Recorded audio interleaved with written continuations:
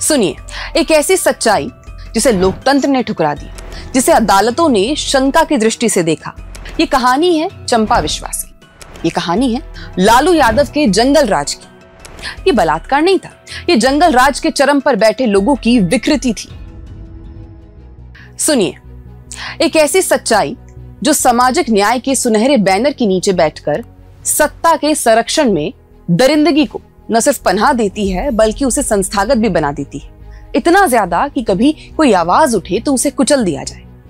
और सुनिए उस कहानी को जिसे लोकतंत्र ने ठुकरा दिया, जिसे अदालतों ने शंका की दृष्टि से देखा, जिसे अखबारों ने या तो दबाया या 2 कॉलम में समेट कर दफना दिया, और जिसे अब इतिहास के अंधे कोनों में ऐसे धकेल दिया गया है जैसे कि वो कभी हुआ ही ना हो। ये कहानी है आईएएस अधिकारी डीडी विश्वास की पत्नी चंपा विश्वास की।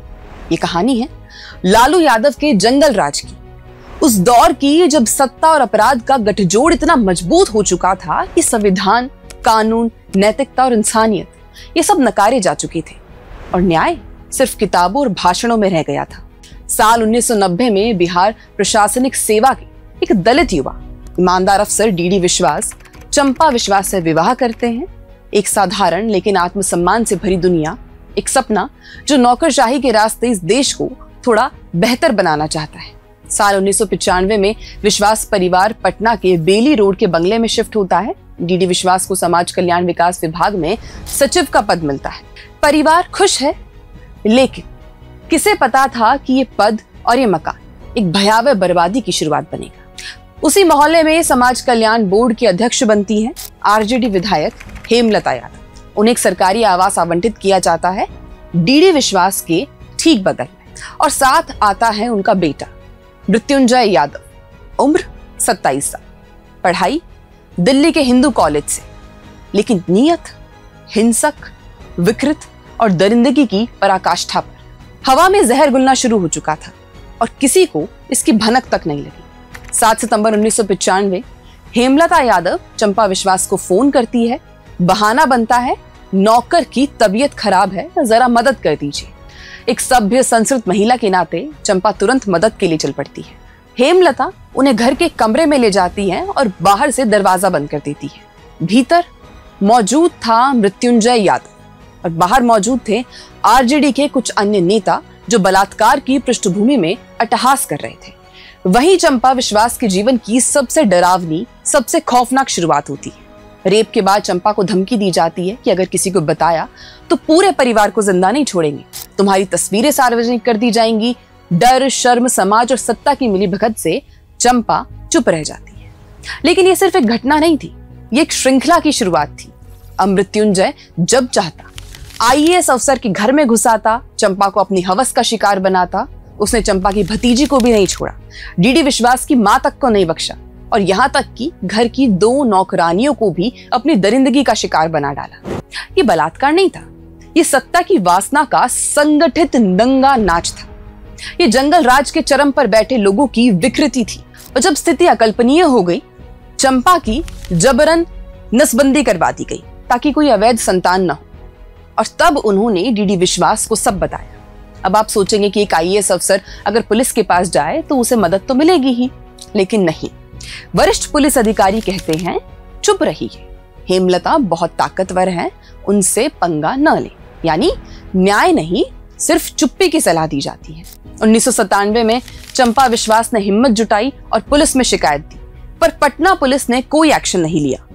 22 अगस्त 1998 को जाकर आधिकारिक रूप से मृत्युंजय और हेमलता पर एफआईआर दर्ज हुई, वो भी तब जब राज्यपाल सुंदर सिंह भंडारी को पत्र लिखा गया और राष्ट्रीय मानवाधिकार आयोग के दरवाजे खटखटाए गए।